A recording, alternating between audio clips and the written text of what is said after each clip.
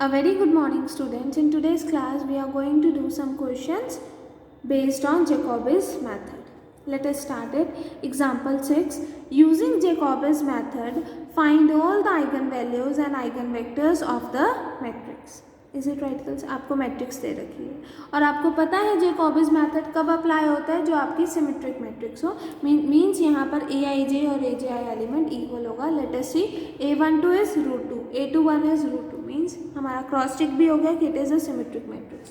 पहला स्टेप क्या होता है, इसका largest non diagonal element find करना. तो लार्जेस्ट डायगोनल एलिमेंट क्या है, 1 3 1. इनको छोड़कर हमारे पास लार्जेस्ट नॉन डायगोनल एलिमेंट्स कौन से हैं, 2 एंड √2. इनमें लार्जेस्ट कौन सा है, 2. तो हम लिखेंगे the largest non diagonal element of A is a13 is equals to a31 is equals to 2. ठीक है, अब हमें पता चल गया ना कि i की वैल्यू 1 है, j की वैल्यू 3 है. तो हम tan 2 थीटा की वैल्यू फाइंड आउट करेंगे which is twice of aij divided by aii minus ajj. तो i की वैल्यू 1, j की वैल्यू 3. तो twice of a13 divided by a11 minus a33. a13 की वैल्यू 2 है, a11 की वैल्यू 1, a33 की वैल्यू 1. तो 2 multiply 2 divided by 1 minus 1 that is infinity. tan 2 theta is infinity that is pi by 2. तो that is 2 theta is pi by 2, मतलब theta की value क्या हो गई, पाई बाय 4. अब क्या करेंगे, to annihilate a13 is equals to a31 we choose an orthogonal matrix b1 in the plane 1,3. तो मैंने आपको matrix b1 in the plane 1,3 आपको लास्ट क्लास में बताया भी था कि अगर मुझे b1 मैट्रिक्स ऑर्थोगोनल मैट्रिक्स निकालने हैं इन द प्लेन 1,3 तो a11 is cos theta, a33 is cos theta. ठीक है, a13 is minus sine theta, a31 is sine theta. Is it right girls? और बाकी सब के लिए aii is 1 and aij is equals to 0. तो वही करा हुआ है, a11 की वैल्यू कॉस थीटा, a33 की वैल्यू कॉस थीटा, a13 की value minus sine theta, a31 की वैल्यू साइन थीटा और aii की वैल्यू 1, बाकी सब 0. ठीक है, अब थीटा की वैल्यू क्या है हमारे पास, पाई बाय 4. तो cos pi by 4 is 1 by √2 minus sine pi by 4 is minus 1 by √2. Sine theta is that is sine pi by 4 1 by √2, cos pi by 4 1 by √2. ठीक है, ये जो हम ऑर्थोगोनल मैट्रिक्स कंसिडर करते हैं वो किस लिए कंसिडर करते हैं, for diagonalising the matrix A. तो अब हम क्या करेंगे, वो जो b1 मैट्रिक्स होती है वो क्या सेटिस्फाई करती है, b inverse A B is equals to D. तो हम यहाँ पर b1 मैट्रिक्स कंसिडर कर रही है तो b1 inverse A b1 is equals to d1 आ जाएगा. और क्योंकि हमारे पास b1 is an orthogonal matrix तो b इनवर्स की जगह b1 का transpose a b1 is equals to d. ठीक है, तो आप यही फाइंड करोगे that is d1 is equals to b1 inverse a b1. फिर मेंशन है यहाँ पर कि इन ऑर्थोगोनल मैट्रिक्स b1 का inverse is equals to b1 transpose. तो आपने जस्ट यहाँ पर b1 transpose 1 0 1 by √2 1 by √2 0 1 by √2 0 1 0 minus 1 by √2 0 1 by √2, मतलब रोज एंड कॉलम्स इंटरचेंज हो जाती है. ठीक है, इनको मल्टीप्लाई करके आपके पास ये मैट्रिक्स आ गई. अब इस मैट्रिक्स में क्या ये डायगोनल मैट्रिक्स है, नहीं, it is not a diagonal matrix. मतलब आपको एक और ऑर्थोगोनल मैट्रिक्स कंसिडर करनी पड़ेगी. बिफोर दैट हमने स्टार्ट कहाँ से करा था, ये question largest non diagonal element find करा था. मीन्स अब इसमें हम जो सारा वर्क हमने ए के साथ करा था, मैट्रिक्स ए के साथ, अब सारा वर्क हम क्या करेंगे, d1 के साथ. तो वही करा. In d1 the largest non diagonal elements is 3 3 minus 1. Largest non diagonal element तो 2 ही है, तो that is a12 is equals to a21 is equals to 2. अब इस केस में i इक्वल टू 1 हो गया, j इज इक्वल्स टू 2 हो गया. तो tan 2 थीटा की वैल्यू क्या होती है मेरे पास, twice of aij divided by aii minus ajj. तो i की वैल्यू 1, j की वैल्यू 2, तो हमारे पास ये आया. a12 की वैल्यू 2, a11 की वैल्यू 3, a22 की वैल्यू 3. तो इन्फिनिटी आ गया. तो 2 theta is equals to pi by 2, या फिर हम कह सकते हैं theta is equals to pi by 4. अब यहाँ पर हमारे पास जो लार्जेस्ट नॉन डायगोनल एलिमेंट था वो क्या था, a12. मतलब अब हम जो ऑर्थोगोनल मैट्रिक्स कंसिडर करेंगे वो किस ऑफ द ऑर्डर 3x3 होगी, बट इन द प्लेन 1,2. ठीक है, इन द प्लेन 1,2. 1,2 में प्लेन में क्या ऐसे होगा, हमने जो मैट्रिक्स कंसिडर करनी है ऑर्थोगोनल मैट्रिक्स b2 वो किस में कंसिडर करनी है, इन प्लेन 1,2. मतलब a11 की वैल्यू कॉस थीटा, a22 की वैल्यू कॉस थीटा, A12 की value minus sine theta, A21 की value is equals to sine theta. तो मैट्रिक्स कैसे हो जाएगी, A11 A12 minus sine theta, ठीक है, A21 A22 that is cos theta.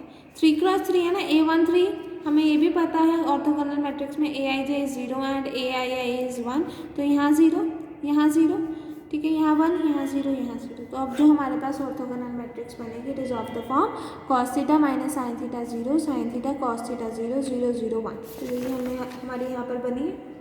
Is it right girls, ठीक है। अब थीटा की वैल्यू π/4 है, ठीक है, तो cos theta that is cos π/4 is 1/√2 minus sine π/4 is minus 1/√2 0, sine π/4 is 1/√2, cos π/4 is 1/√2 and so on, ठीक है। फिर हम जो ऑर्थोगोनल मैट्रिक्स फाइंड करते हैं वो किस लिए करते हैं, for diagonalising the matrix A। But अब यहाँ पर A की जगह क्या आ रहा है, किस पे हम कर रहे हैं, for diagonalising the matrix D1। तो यहाँ पर क्या आ जाएगा, D2 is equals to B2 inverse D1 B2। फिर फाइंड आउट करोगे सॉल्व करके तो आपके पास ये टर्म आ जाएगी, ये मैट्रिक्स आ जाएगी। अब ये मैट्रिक्स डायगोनल मैट्रिक्स है तो ये प्रोसेस यहीं पर स्टॉप हो जाएगा। तो यहाँ पर क्या लिखेंगे हम, here we stop the process of iteration as D2 is a diagonal matrix, ठीक है। तो thus the eigen values of a given matrix are 5 1 and -1। और कॉरस्पॉन्डिंग आइगन वेक्टर्स कैसे निकलेंगे हमारे पास, by multiplying all the orthogonal matrix जो हमारे ट्रांसफॉर्मेशन में फाइंड आउट करी थी हमने, B1 इंटू B2 करोगे तो ये फर्स्ट आइगन वेक्टर होगा, ये सेकेंड आइगन वेक्टर होगा, ये थर्ड आइगन वेक्टर होगा, which is the required value कि हमारे पास आइगन वैल्यूज के कॉरस्पॉन्डिंगली आइगन वेक्टर्स भी आ गए, ठीक है। This completes the question number 7। Is it right girls. अब देखो नेक्स्ट क्वेश्चन देखो, example number 7, using Jacobi's method find all the eigen values and eigen vectors of the matrix this, ठीक है। अब 3x3 है, अब लार्जेस्ट नॉन डायगोनल एलिमेंट क्या होगा हमारे पास, 3, ठीक है। तो अब हम किसको एनिलेट करेंगे, A12 को, ठीक है। और tan थीटा की वैल्यू क्या हो जाएगी, tan 2 थीटा की वैल्यू क्या होती है, twice of Aij divided by Ai minus Ajj। तो यहाँ पर I की वैल्यू क्या हो जाएगी 1, J की value 2, that is A12 divided by A11 minus A22, ठीक है गर्ल्स। तो यहाँ पर लार्जेस्ट लिखोगे, the largest non diagonal element of A is A12 is equals to A21 is equals to 3। तो यहाँ से tan 2 थीटा की वैल्यू इन्फिनिटी आई, दैट इज थीटा की वैल्यू π/4 आई। अब मुझे एनिलेट करना है A12 is equals to A21, तो हम क्या कंसिडर करेंगे, एक 3x3 मैट्रिक्स कंसिडर करेंगे इन द प्लेन A12। और लास्ट क्वेश्चन में भी हमने जो मैट्रिक्स B2 निकाली थी वो भी यही निकाली थी ना, इन द प्लेन 1, 2, तो वही सेम एज इट इज यहाँ आ जाएगा। फिर थीटा की वैल्यू π/4 सब्स्टिट्यूट करें एंड सो ऑन, क्योंकि ऑर्थोगोनल मैट्रिक्स है तो B1 inverse is equals to B1 transpose, तो ये करा हुआ। तो फर्स्ट ट्रांसफॉर्मेशन हमारे पास क्या आई, that is D1 is equals to B1 inverse AB1, वो यहाँ पर वैल्यू सब्स्टिट्यूट करी, बेसिकली यहाँ क्या आ जाएगा B1 ट्रांसपोज AB1, ठीक है। B1 ट्रांसपोज की वैल्यू पुट करी, A की वैल्यू पुट करी और B1 की वैल्यू पुट करी, ठीक है। पुट करने के बाद आपके पास सॉल्व करने के बाद ये टर्म आई, ठीक है। अब ये जो मैट्रिक्स आई ये नॉन डायगोनल है, मतलब डायगोनल मैट्रिक्स नहीं है ना, इसमें नॉन डायगोनल एलिमेंट्स की वैल्यू आ रही है। तो फिर इसको हम फिर से डायगोनलाइज करेंगे तो इसका लार्जेस्ट नॉन डायगोनल एलिमेंट क्या हुआ, 1, दैट इज A13। फिर से tan 2 थीटा की वैल्यू निकालोगे, I को 1 करके J को 3 करके, ठीक है। फिर एनिलेट करने के लिए आप एक ऑर्थोगोनल मैट्रिक्स कंसिडर करोगे इन द प्लेन 1, 3, तो आपके पास B2 की वैल्यू आ जाएगी। क्योंकि अब ये मेथड किस पे अप्लाई हो रहा है, हमने Jacobi's method for diagonalising the matrix D1। तो जहाँ पर A यूज होता था सेकेंड ट्रांसफॉर्मेशन, फर्स्ट ट्रांसफॉर्मेशन में, वहाँ D1 हो जाएगा, जहाँ B1 होता था वहाँ B2 हो जाएगा। Is it right girls. फिर हमारे पास सॉल्व करने के बाद वैल्यू सब्स्टिट्यूट करने के बाद मैट्रिक्स D2 आ जाएगी। मैट्रिक्स D2 आने के बाद पता चलता हमने देखा it is a diagonal matrix. Diagonal matrix आई तो ये हमारा प्रोसेस यहीं पर स्टॉप हो जाएगा। और डायगोनल मैट्रिक्स से हमें क्या पता चला कि जो इसकी आइगन वैल्यूज़ हैं दैट आर 6, -1 एंड 4, ठीक है। और correspondingly eigen vectors find out करने हैं, तो हम क्या करेंगे, B is equals to B1 into B2 करेंगे। जो हमारे पास कॉलम्स आएंगे दैट इज 1/2, 1/2 एंड 1/√2, ये कॉरस्पॉन्डिंगली आइगन वेक्टर्स हो जाएंगे। First column, second column, third column are the corresponding eigen vectors. Is it right girls. This completes our जैकोबिस method. ठीक है क्लास। नेक्स्ट क्लास में हम डिस्कस करेंगे गिवन्स मेथड और उसमें यूज होता है हमारे पास tridiagonal matrix. Is it right class?